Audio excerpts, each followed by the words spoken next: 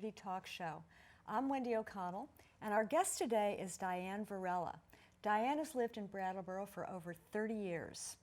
Her life has been one of extraordinary trauma, hardship, and also survival. She's just written a book about her life, and her hope is that her story will help others. Welcome, Diane. Hi. It's great to have you on the show today. Thank you. Yes, I'm really glad to have you here. Diane, you've been in Brattleboro for, as we said, over 30 years, but your first 3 years or so were spent in an orphanage in New York City? Yeah, New York. They say I was adopted when I was 3. My mother told me 5, but I've heard from people that it's 3 years old. I was 3. They had to have a process. You have to go through an adoption process, which takes, back then it took a long time. Right. It's not like today. Right. That was the early 50s. That was actually. the 50s, yeah. 1951 I was born, so. Yeah. As we go through the show, I think we'll also see how a lot of things have changed since then as well. And so you were adopted by a young couple, and you lived in Fall River. Yeah, she couldn't have children, so the only way to keep the marriage together was to have a baby. So they went to adopt, and they went to Richmond, New York, which now is Staten Island. Oh. I didn't know that. Somebody told me. And they went to the orphanage, and they adopted me. So you grew up in Fall River? In Fall River, Mass, yeah. So what were your early years like? There was good times, but there was also times that people didn't talk about, that families didn't talk about. That's right. And they only told you to use the good side. You know, when you go out there and talk to people, you only talk about the good things that happen. You don't talk about the bad ones. And there was bad times. Yes. Yeah. Yes, and you went through a lot of trauma as a child as you got older. Yeah, I did. My dad raped me over and over again to keep the marriage together. And my mother knew about it. Yeah. And so you didn't really have any protection at all? No, back then you can't run to a counselor, and you don't talk about abuse back then. That wasn't part of your vocabulary. That's right. That's right. Yeah. And that went on through your teen years? All the way up till I graduated high school, just before I got married. And even with that, you did do well in school. I liked school. You did, yeah. I didn't like the kids, but I liked school itself. Learning, the learning part I liked. Yeah. With this difference between home and school and your friends and all that, you were able to get through it, and you didn't get a lot of support. What kept you going, Diane, during that time? I was very good at putting my mind somewhere else. I wasn't there in the present. It's hard to explain, but when things were bad that were happening, I'd take myself and put myself somewhere else. Yes. Yep. So I would block it out, you know, a lot of it. And it didn't do me no good because it went on to my teen years and my adulthood. I know it's hard to even remember, you know, for those of us, you know, who are older, to remember how we were to a certain degree at that age. But can you remember a sense of yourself at that time? No. No, I didn't have any sense of being me. And as you got older, because I've read the book, and so you know, it's an amazing read. It's a difficult read. It's hard to read at first. The first part of it, of my childhood, everybody's telling me it's hard to get by that. But later on in life, they enjoyed the book because there's a lot of laughter and a lot of good times, as well as bad. Yes. After you got out of school, and here you are, a young adult, and you started finding yourself in different kinds of situations. Well, I got married, and then I had kids, and my husband took my kids. He didn't think I was a fit mother. Alcohol had taken over my life. That became my best friend. He's the one that taught me how to drink, and his family drank, so I drank. And I didn't know much about alcohol. I didn't know it could take over your body and your system like that. nobody ever taught me anything like that. My dad used to drink, and the family used to drink. My family drank, so I figured it was okay to drink, but I didn't know anything about my past, that I'm an alcoholic, and it just took over my life. Right. So I ended up on, in a lot of problems on the street. I survived the street, but it wasn't fun. It wasn't fun. So I had to learn to stand on my own 2 feet. So I learned to collect cans. I learned how to get fish and sell it, get products and sell it. I wasn't into stemming on the street. Going up to people and asking them for money wasn't my thing. They work hard for their money, Wasn't up to me to take it away from them just because I'm down and out. So I learned to stand on my own 2 feet. And I did a lot of business with the people in New Bedford. Yeah. That's interesting. So you were a street person who you were really surviving and finding ways to survive. Yeah. Yeah. Yeah. And you were making friends as well. I made a lot of friends, not only street friends, but people that own businesses. They liked me. They looked forward to me coming by every day. And I believe that. And they have work for me to do, sweep out a storage room or help pack up a truck, and I make a few dollars. Back then, they didn't have counselors and places you could go and say, I'm in trouble, I need help, I'm homeless, I need help. Right. They didn't have that back then. Right. They barely opened up a shelter for the street people. Yeah. You're actually kind of making it on the street okay. And then at some point you get arrested and you end up in prison. Well, I went to prison quite a few times. Some of it was my fault, some of it wasn't. My kid's father put me in jail because I went to the house to give my children some Easter stuff, and he had me arrested.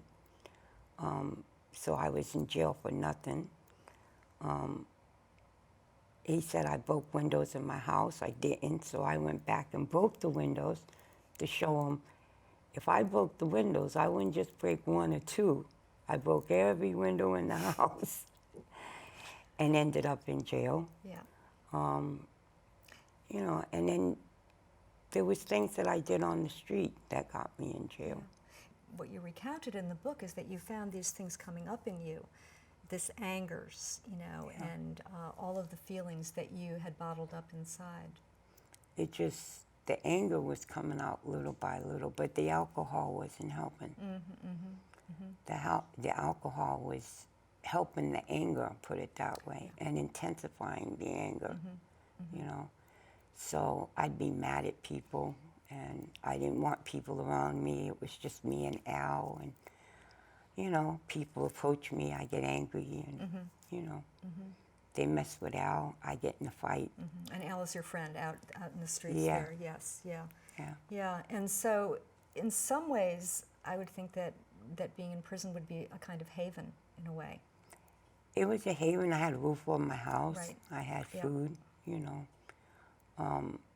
I didn't get the help I needed until I went to Framingham prison. And then you end up with counselors and, people that will help you stay sober, basically. Right. So that was kind of a first step for you? Yeah. Yeah. Yeah. And was that an AA kind of step Yeah, program? because they didn't have detox centers back Right. then. So they just threw me in the jail and told me detox, and I did. And it was hard. I didn't have no medication. Yeah. I didn't have, Yeah, it was worse than hard. Right. It was hard Yeah. to detox without help. After drinking all that time and just detoxing with no help and no support. Yeah, yeah. Yeah. What were the things that helped you out of that, Diane? Well, it was a person. Her name was Sister Jeanette, and she helped me. And I think she was an angel, because every time I asked people about her, nobody knew who she was. They didn't know anything about her. They didn't know where she came from. All of a sudden, she was there. Really? And she explained to me how being married and married life can make parents do things that they wouldn't normally do. Mm-hmm. My mother was so in love with my father that I got abused for it. Mm-hmm. I got abused for it. Mm-hmm. Her anger and her holding on to him, she caused me to do things in my book, like lie, sneak into his house, into his place where he was sleeping. I got the beating, you know. Right. Tell the lies. I got the beating. And so all of this started coming out. All the anger Yeah, was right. coming out. And Sister Jeanette helped you with that. She helped me to understand it. Right. Yeah. To understand it. And you know, that's sort of what I felt reading your book, that you kind of knew where you were, and you really wanted to have the skills to get out of it, and you had a really strong will, gotta say. You wanted to get your kids back. Yeah. You wanted these things that you felt were necessary to be. I just didn't know how. Exactly. I didn't know where to start. Right. Right. I had no help. So once you started getting help, how did that go for you? How was that? It was hard at first to open up to strangers. Yeah. Right. I still don't know if I can trust people and stuff. Oh. I have a hard time with that. But I think one thing that for me, in the experience of reading your book, that really shines through is that there's something in you that you really trust. Well, there's not much that I trust these days. Yeah. But I think you talk to me about your intuition and trusting your intuition. I trust my feelings. I mean, I can look at somebody and I can tell if they're trustworthy or not, And people say, don't do that, don't say that, don't talk about that. My friends don't want to hear that. Don't go with this person. This person is not cool. Don't be. And they ignore me, and then they get hurt, and then they say, you were right. Yeah, because it's an intuition that I have. Yes. Yeah. Yeah. And I think that is something, that's different than a skill. That's something that's inside you. That's inside me. Yeah. I can't explain it. It's just there. Right. It's sort of like Sister Jeanette appearing, right? Yeah. You can't explain that. I can't explain that. During this period of time, at some point, you actually started counseling other people. Is that correct? Well, yeah. There was, when I got out of the halfway house, I got into a school for counseling other alcoholics. And I got a certificate for that. And I started working Pine Street Inn in Boston. And I was counseling other alcoholics and other street people. And I liked it. When you were pretty much living on the street, you also helped people. I helped people then, too. They always ran to me for help because they knew I would protect them or Yeah. Do you have any do incidents? the justice, Yeah. do the justice for them. Yeah. I mean, the old people would get their Social Security checks on the 1st and the 3rd, and the guys used to hang out there, and they used to wait for the old people to come out the bank, and they'd take them in the alley, and they'd beat them up. 60, 70-year-old men, they would beat them up with a billy club and leave them there to die. I couldn't have that.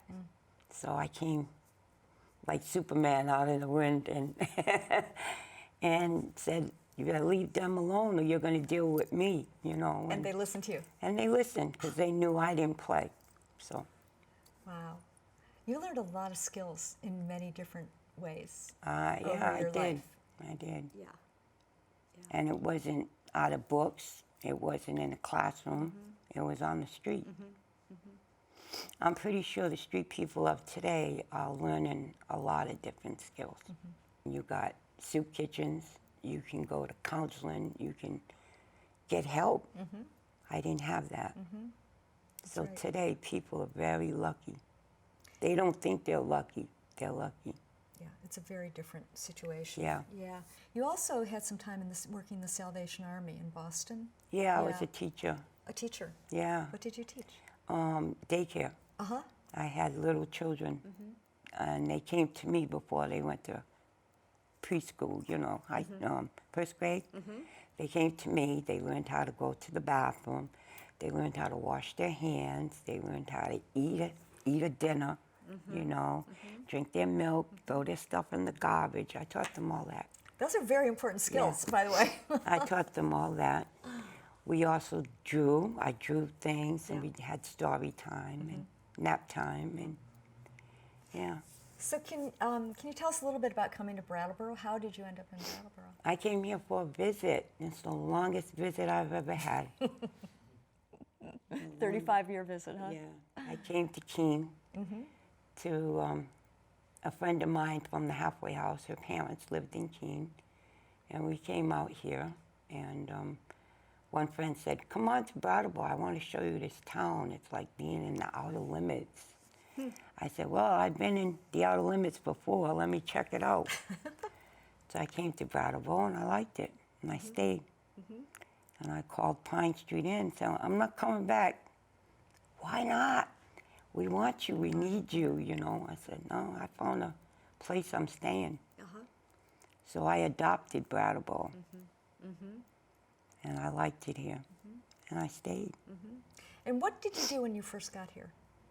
Well, the first thing we had to do was find a place, so we went to the halfway house out here, Morningside, and got stable there, and then looked for a job. So I went to work in Ames department store. There's no Ames now, but No, it's empty still. yeah, I went work there. And actually, you did have some help with Gail. Well, yeah, I met Gail when I went to a soup kitchen, and I met Gail. That's how I met her. And that's Gail Lobenstein. Yeah, Yes. at the Congressional Church on Main Street, yeah. There was the pastor there, Pastor Bixby, Reverend Bixby was the reverend at that time. And they helped me. They helped me get on my feet. They took me over there to the, I can't think of the name of that place on Main Street where I lived. It's right above Sam's Army and Navy. I got an apartment there. The Barber building? The Barber building, Right. yeah, was one bedroom, but some of them didn't have any bedrooms. And you had your own place. Yeah, we had one living room, kitchen, and bathroom, and that was it. And did you have your kids with you at that time? No, No. no. I was working on getting my kids back, but I had to get a stable home, Right, which you did. And which I did. And then we went back, and I fought for visitation. So then I got it. And you got your kids back. I got visitation first. Oh, you got visitation. Yeah. And then did they come? And then they came to Brattleboro. They liked it. They went back, and they came back, and it was back and forth, you know, for a while. Yeah. And then my daughter wanted to stay, so she stayed. My son went back. And she lived with you. She lived with me. Yeah. She liked it here in Brattleboro. Let's talk about the book a little bit. Okay. What inspired you to write the story of your life and to write about the things that you've been through? I wanted to help other women of abuse. I mean, I've had all kinds of abuse. You talk to me about a man beating me up, I've been there. Talk about the society beating you up, I've been there. Talk about jail, I've been there. So I got a little bit of knowledge on a lot of things, and I wanted to help other women. Because if I can do it with no help, other women can do it with help. They just got to reach out and get it. You give a lot of referrals at the end of your book of places that people can call in the area for help. Reading your book, what I found really interesting was that you wrote it in the third person. You didn't say I. No, that was somebody else leading me on to do it. It was a Stephen. suggestion. Yeah, Yes. Stephen Spitzer. Stephen Spitzer. He's the one that told me to write it that way. He edited it that way, and it came out that way. What was that like for you? It was hard reading it at first. I thought I was reading about somebody else. Right. Yeah. And I had a come to terms with a lot of things of my past, myself. You know, I did a lot of things I'm not proud of, but I had to do it. I had to do it to survive. You know, Yeah. you don't have to do them things now to survive. And that's the difference. Yes. You don't have to go through what I went through to survive. Just ask for help. You know, And that is the first and hardest step, right? Yes. Is the Yes. asking for Is it. the asking for it. And I learned whenever I need help, I ask for it. Why? Because it's there now. It wasn't there before. So right. I guess I'm taking advantage of it. Well, Yeah. that's a good thing. I think that writing that book was so brave to do. I understand that doing it in a third person gives you a little bit of distance, Yeah.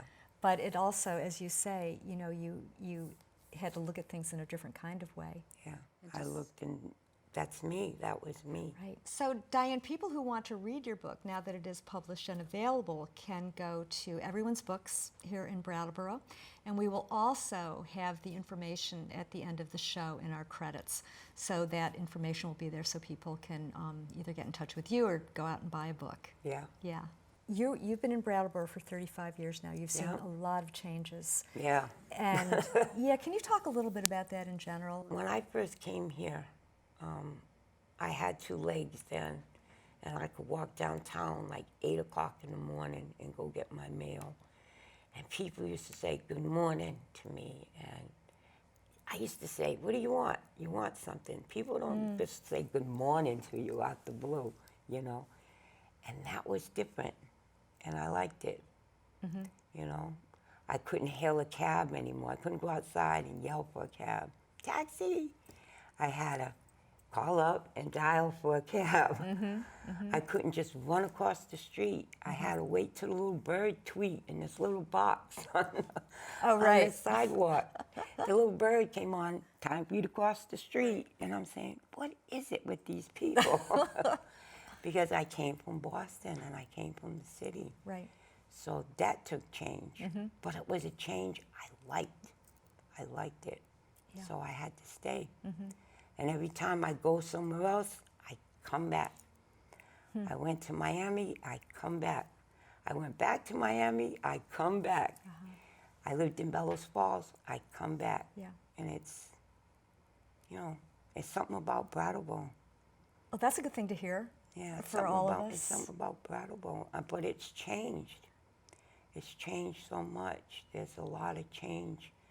You can't walk the street without somebody, you know, coming up and asking for money and begging for money and chasing you in the store or grabbing you by the arm and asking for money. That's not the Brattleboro I know. That needs to be changed. There needs to be some kind of, I mean, it's okay to stem. I mean, I did it. Well, I didn't do it, but the people I hung with did it. And if I can go out there and be in the street and get a job, I can't see why they can't. I'm pretty sure that there's somebody out there that will give a homeless person a job to sweep out a studio or sweep out a, I don't know, anything. Give my car a wash. I'll give you a few dollars, something. When you are in Brattleboro and walking around, it still feels like home to you.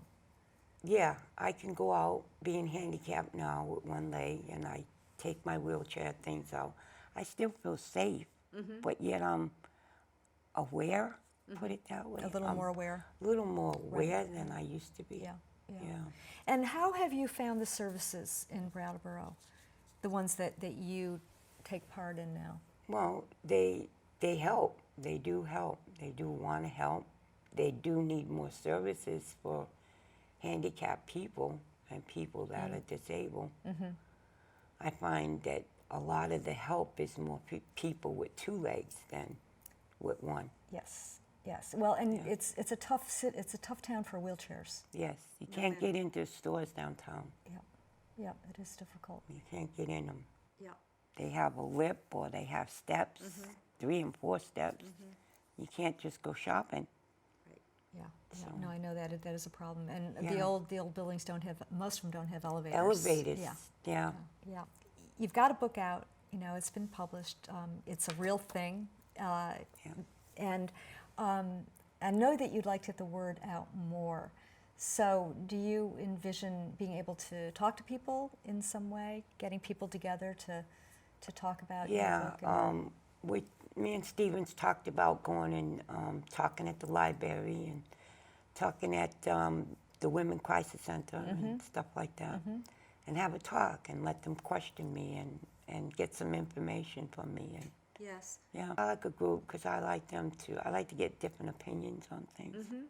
My skills, like I said, came more on the street and in jail. I learned how to wash dishes with a dishwasher, and you know, so I learned how to cook better food and get recipes, and yeah. But being at the Salvation Army was more of getting sober and learning how to control being sober. Right. And learning skills to stay sober. Right. Those were what I learned. Yes. Going to AA meetings, and it does work. Yeah. It does work. AA meetings do work. Yeah. And talking over what's bothering you does work. You just got to find a counselor that you're comfortable with. Don't take the first one that comes along. That's good advice. Because I told the counselor, have you been on the street? He told me no. Yeah. I said, have you learned anything about the street? He said, yeah. I said, how'd you learn it? He said, by books. I said to him, when you can stay on the street with me for an hour, then I'll talk to you. Yeah. Until then, I have nothing to say to you. Yeah. Learning by the book is not going to teach you anything. You have to actually be there and learn that way. Yeah. Yeah. And to feel it and to know what And it's to like. feel it and to understand the situation, you know. And I think, you know, reading your book, I had a much greater understanding of not only your life in these various, on the street and in prison and everything else, and the skills that you got and everything, but how things work. You know, if you are traumatized early, if you are wounded early, you know, you dealing with that as soon as you can makes a really big difference. And there are ways later that you can deal with it too. But I also say, when you are a parent, your child learns from you. I learned from my parents. Right. I listened to everything they said. They didn't think I was listening. They didn't think I understood. I understood. Yeah. Your child understands. Your child knows what's going on. They understand what you're doing. And if it's a bad thing, they're going to grow up with that in their memory. Yeah. Yeah. I did. Yeah. I did. Yeah, they're going to remember that. They're going to remember that. Well, again, Diane, I think that writing the book was really brave.